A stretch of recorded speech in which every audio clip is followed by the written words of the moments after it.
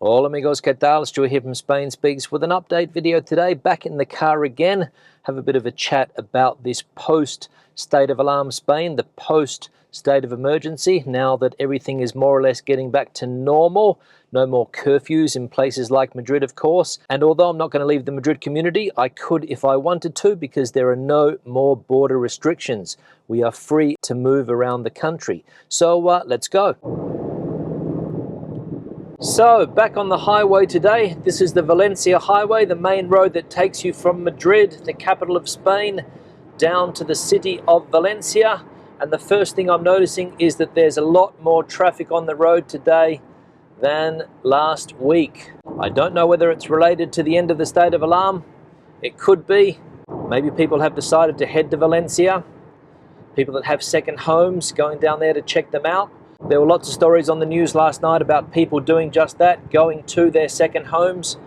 People from Bilbao going to second homes in Cantabria. People from Madrid, of course, going to second homes in Valencia because they haven't been able to do so for the last few months. And people checking out their properties.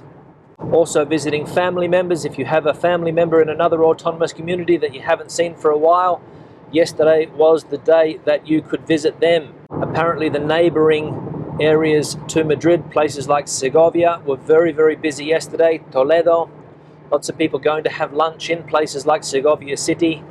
The roast lamb, roast pork that city is famous for. Lots of people from Madrid deciding that it would be a good idea to hit Segovia and have a nice meal. And of course, when that state of alarm came to an end on Sunday, 12 midnight Sunday, a lot of people decided that it was time to celebrate like it was 1999, especially young people.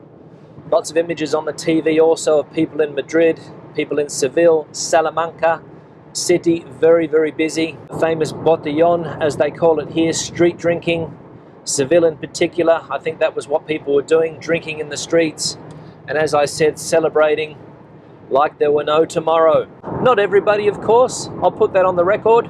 Not everybody thought that it was a good idea to start drinking, ignore social distancing rules, take off your face mask as if the coronavirus had suddenly disappeared.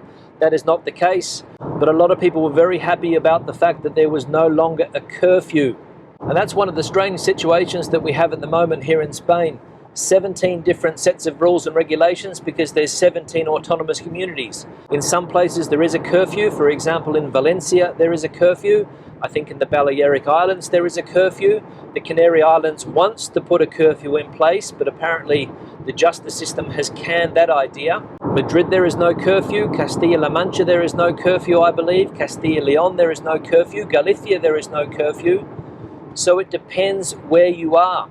And in fact, if I went from Madrid now into the Valencian community, just continued along this road, at 11 p.m. tonight, I would be subject to a curfew, but here in Madrid, I wouldn't be. And Spain's central government has decided to weigh in on the debate. Given those images we saw the other day of thousands and thousands of young people celebrating, the central government thinks that Madrid should reconsider curfews, but I don't think Ms. Ayuso is going to do that, because as we know, whatever the central government says, she does the opposite, and that is why she is so popular. But anyway, we'll see how it all plays out over the next few weeks. If the health situation does get out of control again as a result of those parties on Sunday, I don't know if it will or not. Some people are saying that it will. Some people are saying that it was very irresponsible. Health workers especially, they weren't very happy about the images that they were seeing on the television, and just how irresponsible some people can be. The police can't control it. Some people obviously can't control themselves. This is a party country. I've said it once, I'll say it again. Spain is a party country. People love to socialize. And if they get the opportunity, they do just that. Now, as you can see, a bit overcast today. The good weather that we had last week disappeared yesterday, raining all day. Today, 13 degrees currently. Last week we got up to 29. I think on Saturday it got up to 29. Fantastic weather.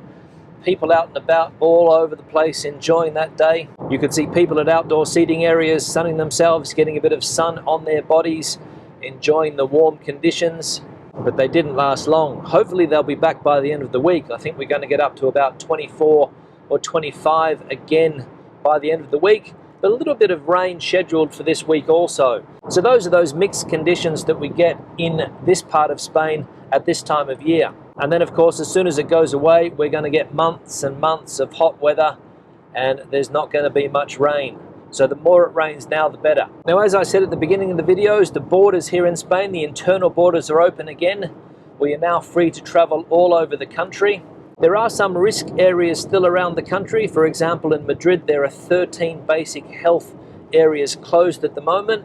People can't go in and out of those areas. In Andalusia, there's also some places like that, and different places around the country that still haven't got the health situation under control. So they are in lockdown or confinement. And of course, those are the places that you can't travel freely to at the moment. But all of the big cities, as far as I know, are open. All of the cities down there in Andalusia are open. All of the cities in Castilla y León are open. All of the cities in Castilla-La Mancha, the Valencian communities, the big cities, I think the majority are open. And people are planning trips away. I've been speaking to a few people over the last few days, and I think 5 or 6 people have told me that they have accommodation booked for next weekend or the weekend after. People are heading north, people are heading south, people are heading east, people are heading west. They are heading everywhere now that they can. Responsible travel, of course, because the last thing we want here in Spain is another outbreak of the coronavirus, especially given that not a lot of the population has been vaccinated or have completed their vaccination. I think only 13% have completed it, and around 30% have received at least 1 dose. And I think this week, or maybe next week, they're starting with the 50 to 59s in a lot of the autonomous communities around the country. So I might get a call up. I don't know. If I do, I'll let you know. Now I'm off the highway heading to a small town called Belmonte del Tajo, and these roads get very narrow here. Cyclists there enjoying the day. And as you can see, this is farming land here. As I have mentioned in the past, the wines from this area are quite good. Obviously not as famous as the ones from La Rioja or Ribera del Duero, but they are quite nice in my opinion. Now, a fair bit of feedback about tourism this year here in Spain. Of course, as we know, Spain not on the green list for the UK.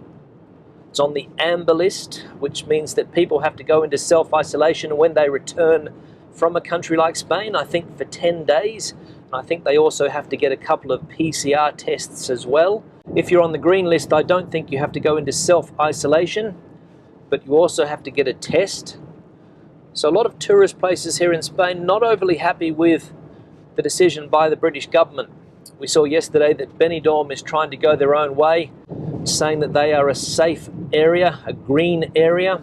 But I don't know if it's possible for Benidorm to be a green area if the rest of Spain is not. Because as somebody said in the comment section, there's nobody stopping you flying to Alicante, jumping in a hire car and traveling to another part of Spain. The funny thing is that Portugal is on the green list. But again, you could easily cross the border into Spain from Portugal. As soon as those borders open again between Spain and Portugal, if you flew to a place like Faro, you could easily hop in a car and cross the border into Huelva, for example, which is an amber zone. So not really 100% sure how this system works, but it's the one that the UK has established, and it is what it is. And somebody also posed the question yesterday, is tourism from the UK really that important for Spain? And the basic answer is yes. I think UK tourism is the #1 tourism for this country, followed by maybe France, then Germany. I don't know whether that's going to change post-Brexit, but in 2019, people from the UK were the #1 source of tourism for this country. And there are certain areas of the country that depend on tourism from the UK. So yes, in my opinion, the UK is a very important source of tourism for Spain. Now you can get an idea of what the roads are like in this part of the world. Obviously this is a road that's not going to have a toll slapped on it in 2024, like some of the other high frequency roads, but you'll probably see people using these roads more and more from 2024 onwards when tolls are slapped on those other roads. A lot of people not happy about that, and if the price of petrol is also increasing, then you're going to get hit both ways. And that comes in the back of another announcement yesterday that electricity prices are going to go up, gas prices are going to go up, and fuel prices, as I just mentioned, are going to go up. So we're going to get smacked with taxes in this country for the foreseeable future, unfortunately. But we have to pay for the pandemic, as somebody said. Now I'm arriving at my destination, Belmonte del Tajo. So we'll find a place to park and wrap the video up. Chinchon to my right. We won't head there. Maybe I should do a video on some of these small towns around the Madrid community that are not in the mountain area. Places like this one. I wonder if they're interesting. Certainly don't look very attractive. Not a lot of life here, that's for sure. Haven't seen a person yet. There we go, signs of life. Okay, so I'm at my destination now and I'll start to wrap the video up. Questions and comments, please leave them in the section below. Debate the situation out as you normally do. Give the video a thumbs up if you liked it, thumbs down if you didn't. I hope you have enjoyed the drive through the Madrid community. I'll see you all tomorrow. Hasta luego.